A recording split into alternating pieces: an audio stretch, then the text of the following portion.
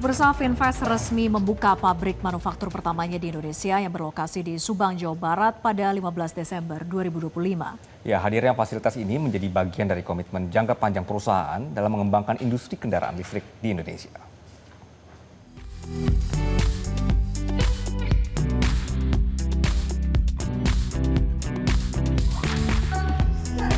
Acara peresmian pabrik Finvest di Subang dihadiri oleh Menteri Koordinator Bidang Perekonomian Republik Indonesia Erlangga Hartarto hingga CEO Finvest Asia Pam Sang Chao.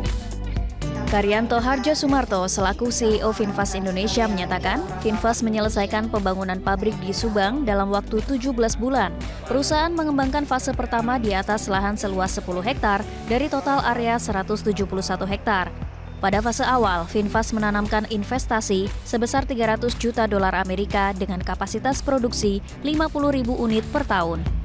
Perusahaan akan melanjutkan pengembangan hingga total investasi lebih dari 1 miliar dolar Amerika dan meningkatkan kapasitas produksi menjadi 350.000 unit per tahun.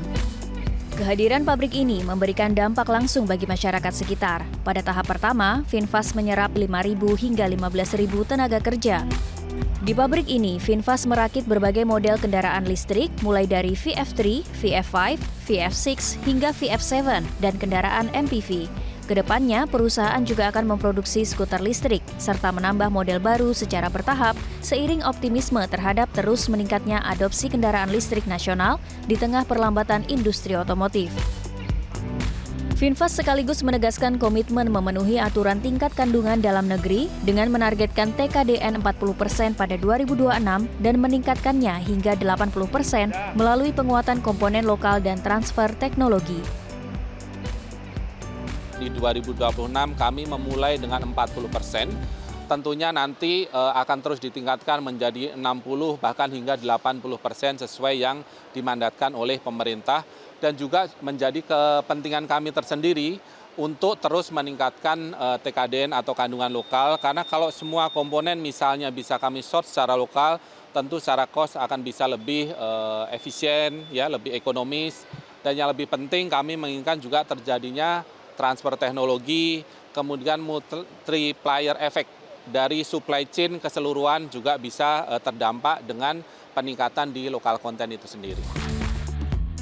Meski menghadapi tantangan adopsi kendaraan listrik yang masih memerlukan edukasi kepada masyarakat, Finvest menegaskan kesiapan bersaing dan terus mengembangkan bisnisnya di Indonesia. Finvest menilai teknologi kendaraan listrik yang relatif baru masih membutuhkan peningkatan pemahaman publik. Namun, masuknya semakin banyak pemain justru membuat industri kendaraan listrik nasional semakin dinamis.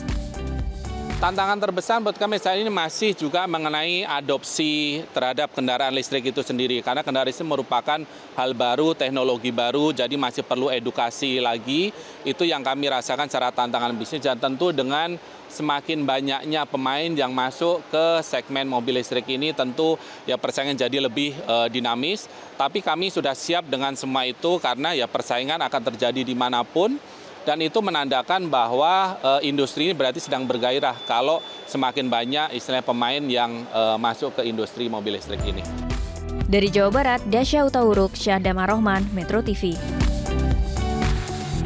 Jelajahi cara baru mendapatkan informasi. Download Metro TV Extend sekarang.